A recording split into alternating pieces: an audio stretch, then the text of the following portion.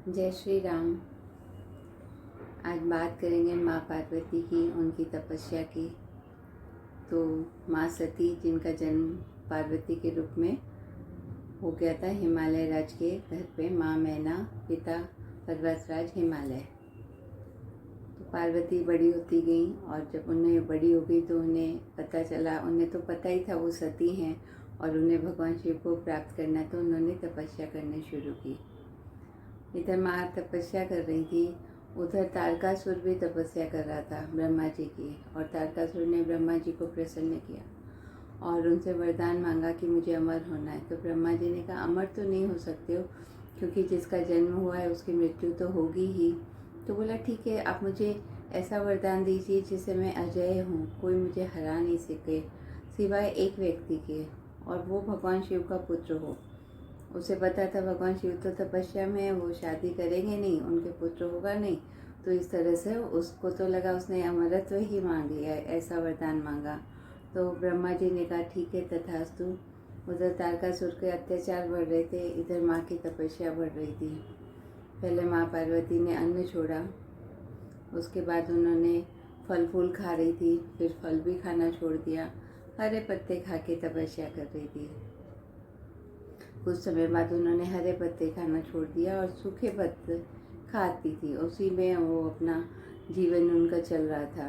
तो कुछ समय बाद उन्होंने वो सूखे पत्ते भी खाना छोड़ दिया और जल पे आई। जब वो सूखे पत्ते खाना छोड़ दिया तो उनका नाम पड़ा अपर्णा।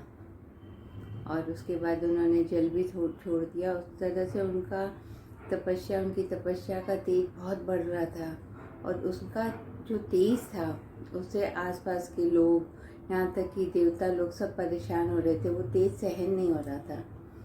तो जाते हैं ब्रह्मा जी के पास कि भाई कुछ कीजिए सॉल्यूशन, भगवान शिव को जगाइए तपस्या में से और बोलिए माँ पार्वती से विवाह करें। तो ब्रह्मा जी जाते हैं और सब बताते हैं कि भाई ऐसे ऐसे तारकासुर का भी विनाश करना है, तो आप विवाह कीजिए, आपकी जो संतान होगी उसी से उसका विनाश होगा।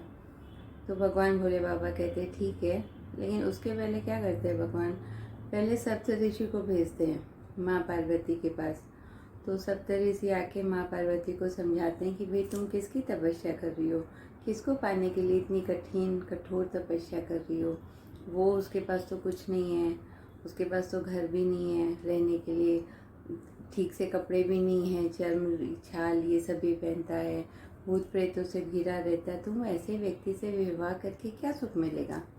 माँ उन्हें हाथ जोड़ के विदा करती है कि भाई मुझे पता है मेरे लिए क्या सही है। और उसके बाद सप्तऋषि चले जाते हैं, भगवान आते हैं, भगवान खुश होते हैं, उनको आशीर्वाद देते हैं कि ठीक है मैं आपसे विवाह करूँगा, ऐसा कहकर चले जाते हैं। तो जैसे ही माँ की तपस्या पूरी होती, माँ जाना चाहती है अपने घर, तो एक मगरमच्छ छोटे बालक को पकड़ लेता और वो बालक बहुत बचाव की गुहार लगा रहा था कि भाई कोई मुझे बचाओ। और माँ पार्वती को देख के कहता कि मेरा तो इस धरती पे कोई नहीं है, आप ही मुझे बचाओ। तो माँ ने मगरमच्छ को कहा कि तुम इस बालक को छोड़ दो। तो बोला ऐसे कैसे छोड़ दूँ, मुझे दिन का पहली बार तो ये आहार मिला है और इसे छोड़ दूँगा तो जीऊँगा कैसे। तो माँ की विनती करने से कहता है ठीक है इसको छोड़ दूँगा, लेकिन तुम्हें तुम्हारी तपस्या का फल देना पड़ेगा मुझे। माँ कहती ठीक है, मैंने तुम्हें अपनी तपस्या का फल दिया, इस बालक को छोड़ दो। उसके बाद आ जाता है, बालक बच जाता है और माँ फिर से तपस्या की तैयारी करती है। तो भोले बाबा फिर आते हैं कि भाई अभी तो मैंने तुम्हें बताया था कि मैं तुमसे विवाह करूँगा, तो तुम फिर से तपस्या कर रही हो। तो बोला ऐसी ऐसी घटना हुई थी, तो वो मगरमच्छ को मैंने अपना पुण्य दे दिया। तो भोले बाबा उन्हें बताते कि वो मगरमच्छ और वो बालक दोनों ही के रूप में मैं ही था। मैं यही देखना चाह रहा था जो जिससे मैं विवाह करूँगा उसका स्वभाव कैसा है, क्या वो जगत जननी बनने के योग्य है। तो तुम उस परीक्षा में सफल हुई।